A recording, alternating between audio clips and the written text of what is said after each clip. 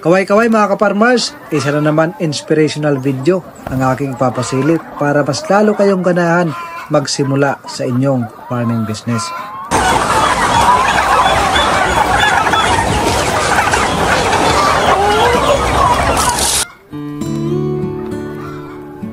Magandang araw mga kaparmers, welcome na naman muli dito sa ating YouTube channel. Halina at samahan niyo ako, baka ito na ang maging tulay para mas lalo kayong ganahan sa pagsisimula sa inyong pangarap na farming business. Ngayon ay ipapasilip ko sa inyo ang isang backyard farm na ang gamit ay organic feed. Pero kung bago ka pa lang napadaan sa ating YouTube channel, huwag mong kalimutan mag-subscribe and hit the notification bell para updated ka sa ating mga susunod na mga videos. At shoutout nga pala sa ating mga subscriber, lalo na pag nandyan ka sa ibang bansa. Ingat po kayo lagi, mag-ipon ng isang sakong pera para pag uwi ng Pilipinas, mayroong panimula sa inyong for good business. At para naman sa ating mga OFW na naiipit sa kaguluhan, ingat po kayo palagi. God bless. Sa mga nagtatanong, ano nga ba ang iba't ibang uri ng mga organic feed na pwede natin ibigay sa ating mga alagang free-range chicken? Halos kadalasan ng itlogan ay nilalagyan ng rice hose o mga lantang damo sa ilalim ng kanilang pugad para manatiling malinis at maganda yung pagkakalagay ng mga itlog. Pero dito mga kaparmers, iba yung nilagay na damo para maitaboy yung mga kuto sa ating mga inahin. Simulan po natin kung ano yung pinapakain sa mga free-range chicken. Ang pinakauna mga kaparmers ay ang pagtatanim ng azula. Ang azula ay kilala sa napakagandang pagkain ng ating mga free-range chicken dahil sa taglay nitong mga vitamin na pwedeng makapagpaganda sa ating mga alagang manok at napakabilis nitong dumami. Within a month ay pwede na tayo makapag-harvest. At ang pangalawa mga kaparmers, ito po ay tinatawag na talinom sa amin. Ginagawa din tong gulay, ginagawang pagpaasim. Hindi ko lang alam kung anong Tagalog dito. Kung mayroong nakakaalam, mas mainam na i-comment natin sa comment section para ma-share po natin sa ating mga kapwa kaparmers. Ito rin ay magandang alternative na pagkain ng ating mga free-range chicken dahil sa taglay nitong mga vitamins na mga magaganda. Kaya sa ating mga kaparmers, kung ikaw ay nangangarap magkaroon ng backyard farm, wala hong rason para ikaw ay hindi magsimula dahil napakarami pong paraan ang pwede natin ibigay ng mga alternative sa ating mga alaga. Kung wala po tayong pangbili ng feeds, nakikita nyo naman ito, mga overripe na mga prutas, saging at yung ano-ano pa na pwedeng maibigay natin. Yung mga spoiled, mga sobra-sobra nating gulay ay pwede natin ipakain sa ating mga free-range chicken. At syempre kung mayroon tayong budget pambili ng feeds ay pwede rin natin alalayan para manatiling matataba at malulusog yung ating mga alaga at tama yung kanilang pangingitlog. Alam ko yung iba sa atin ay hindi kilala yung mga dahon-dahon na ating ipinapakita. Ganito na lang mga kaparmers, ito na lang yung aking example. Lahat po na pwedeng kainin ng tao na mga gulay-gulay na makukuha natin sa backyard farm, sa ating mga probinsya, sa mga bukid-bukid, ay pwede po yan ipakain sa ating mga alaga. Basta't pwede kainin ng tao, ay pwede natin ipakain sa ating mga free-range chicken. Pwedeng lutuin, pwedeng raw. At lahat po na nakikita nyo sa ating mga probinsya na pwedeng kainin ng ibon, ay pwede rin ibigay yan sa ating mga alagang free-range chicken. At ito na mga kaparmers, napakarami ito sa probinsya. Ang dahon po ng ipil-ipil. Napakaganda yan sa ating mga alaga. Pati na rin sa ating alagang kambing. Pati yung mga overripe na mga saging ay pwede natin ibigay sa ating mga alagang manok. Wala pong tapon. Para sa inyong kaalaman, hindi po ganon kasarap ang buhay sa probinsya. Pero hindi rin ganon kasarap ang buhay sa abroad. At hindi rin ganon kasarap ang buhay ng mga nagtatrabaho. Maraming nagtatrabaho na nangangarap bumalik sa probinsya upang bumalik sa farming business. At pagdating naman dito, ito yung mga overripe na saging, overripe na papaya, litos at pichay. At kung ano yung mga available natin sa ating probinsya, sa ating backyard farm, ay pwede natin ibigay sa ating mga free-range chicken. At sa mga nauna nating video, marami yung nagko-comment. Gusto na daw nilang bumalik sa kanilang probinsya, magsimula sa farming business. Para sa akin, tama po yan. Kung mayroon ng tamang ipon, pwede nang mag-for good, umuwi ng Pilipinas. Huwag na po natin antayin na tumanda tayo sa abroad. Kasi marami po ang umuwi sa Pilipinas na matanda na. Pagdating sa Pilipinas, hindi na nai-enjoy ang kanilang buhay. Alam nyo na ang ibig kong sabihin. Ito naman yung napabayaan na garbage mga ka-farmers. Matanda na, pero pwede pa rin itong ipakain sa ating mga alaga. Napakarami ang pwede natin gawing diskarte para tayo ay maka-survive sa ating mga alaga. Sa pag-aalaga ng free-range chicken, kailangan madiskarte ka.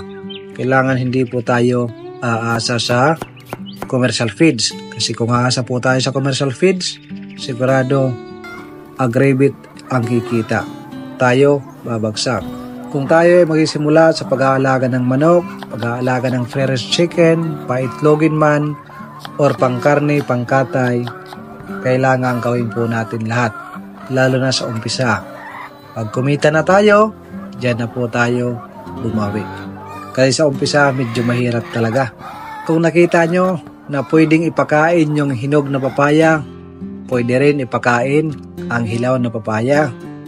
Ang gagawin nyo lang, kung mayroon kayong oras, pwede nyong i-grater yung ating papaya. Pero kung wala kayong time, pwede nang hati-hatiin at ibigay kaagad. Pero mas mainam kung ganito yung ating ginagawa para maganda yung pagkain ng ating alaga. Pag iniwahiwa naman natin diniretso sa ating mga alagang manok, pwede naman nilang kainin. Ito naman yung kangkong mga ka-farmers. So napakarami po na organic feed na makukuha natin sa backyard farm, sa ating mga probinsya ang pwede natin ipakain. Sa ating ipinakita na organic feed, mas marami pa ang hindi pa natin na ipapakita. Kaya kung mayroon kayong alam ng mga organic feed, mas mainam na i-share nyo sa comment section para makita ng ating mga ka-farmers na gustong magsimula sa farming business. At makita ko rin, baka mayroon kayong alam na hindi ko alam. Inaanyayahan ko po yung ating mga ka-farmers na mag-share na inyong mga kaalaman sa comment section. Share po tayo sa ating mga kaalaman. Ito rin, napakaganda ito sa ating mga inahin na nangingitlog. Ang mulberry po ay napakaganda po para sa ating mga nangingitlog na mga inahin.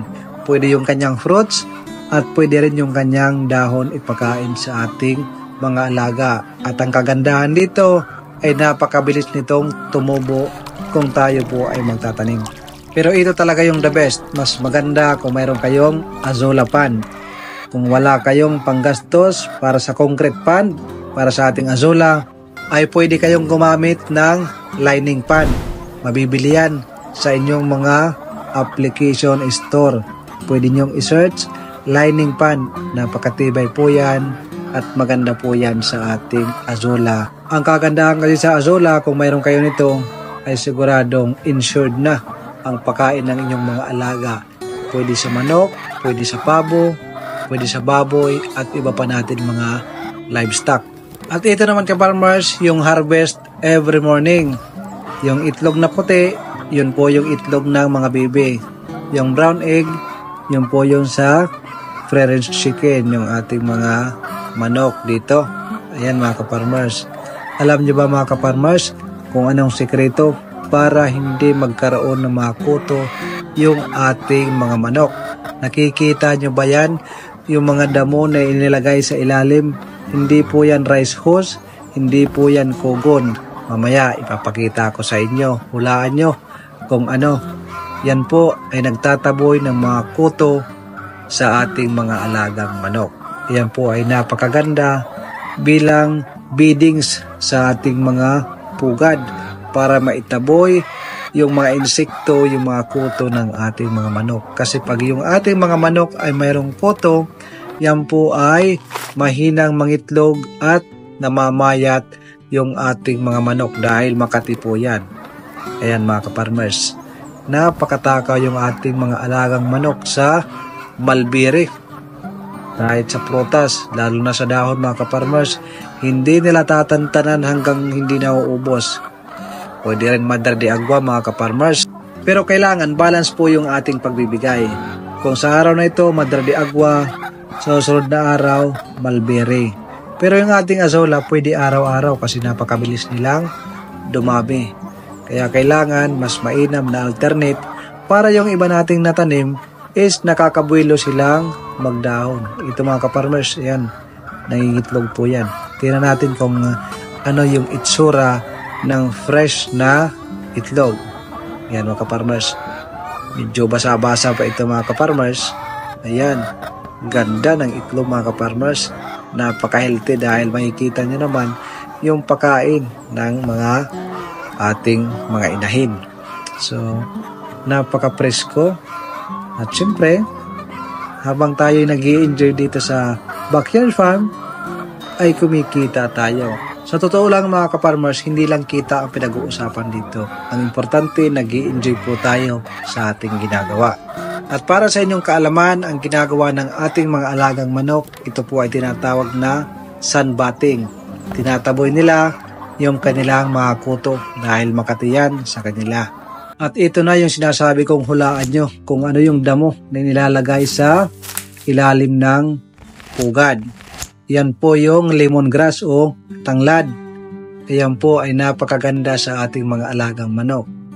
Dahil once na nangitlog yung ating mga alagang manok, yung amoy ng tanglad ay napupunta yan sa ating mga alagang manok. Ayaw na ayaw niyan ng mga kuto ng manok. Kaya pwedeng maitaboy nila ang mga kuto ng manok. At ayan po ay napaka-effective na pangtaboy ng kuto ng ating mga alaga mga ka-farmers. At kanina mga ka-farmers, nagtanggal tayo ng tubig sa ating palayan at ito yung bumugad sa atin. Marami yung dalag at meron tayong dito native na hito o tinatawag namin na Imelda fish, ang sarap sa adobo sa gata. So ayun mga ka-farmers, medyo mahaba-haba na yung ating kwentuhan. Sana po ay na-inspire po kayo sa simpleng videos na ito at magkaroon po kayo ng lakas loob para makapagsimula sa farming business. Magandang araw at shout out po sa ating lahat ng nanonood. God bless po. Sa mga bago pa lang napadaan sa ating YouTube channel, huwag niyong kalimutan mag-subscribe and hit the notification bell. Piliin mo yung all para updated ka sa ating mga video na malalabas.